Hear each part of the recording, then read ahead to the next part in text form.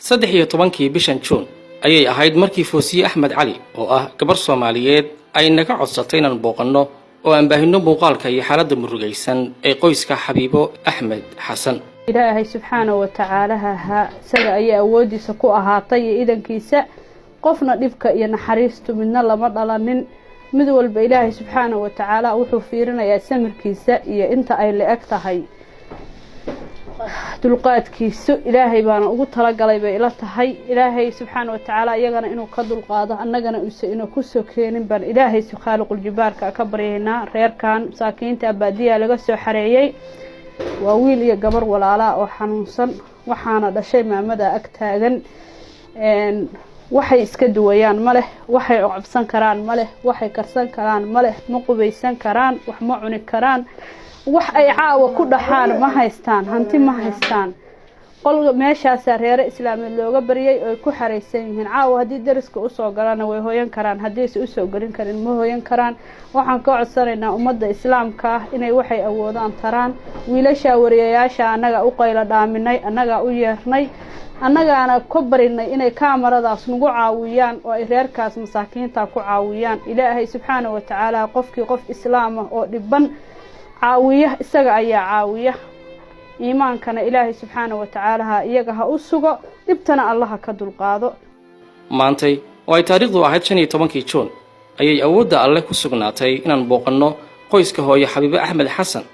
inagoo ujeedkayaga uu yahay u dhawaanshaha Allaha weyn ee iskale qadarta nolosha iyo geerida xanuunka iyo caafimaadka dharagta iyo gaajada iyo wixii la mida. Bismillah maamo baladiguna waxaad xog naga siisaa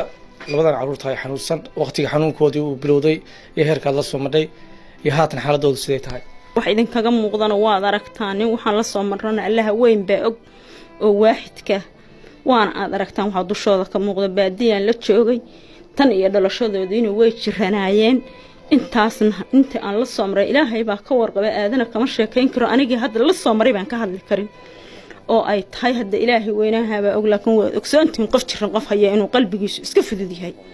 adiga caruurtu marka halkaan hooyadii abiya hooy halkaas aan kirana nolol kaga rabaa walaalayaal oo aan hadda wali 3 bilood bixin maxaad ku seexataan marka meeshan waa meel faaruq wax yaala ma jiraan waxaan ku seexanaa walaalayaal ciida Ilaahay baan waxaan dhiganaa salix xisiiga baan dhiganaa maadaama gabadhan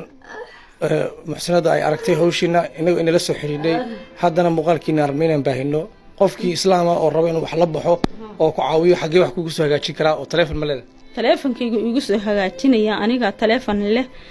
sahal waa intee lambarkaaga lambarkaygu waxa weeye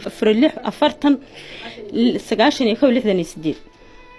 qoyska hooyo Xabiibo ma haystaan caafimaad oo waxay la nooshahay caruur dhimir kala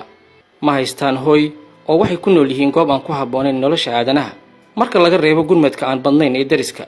kuna kooban baad iyo biyo ma haysato hooyo Xabiibo wax un ay ku maarayso noloshooda.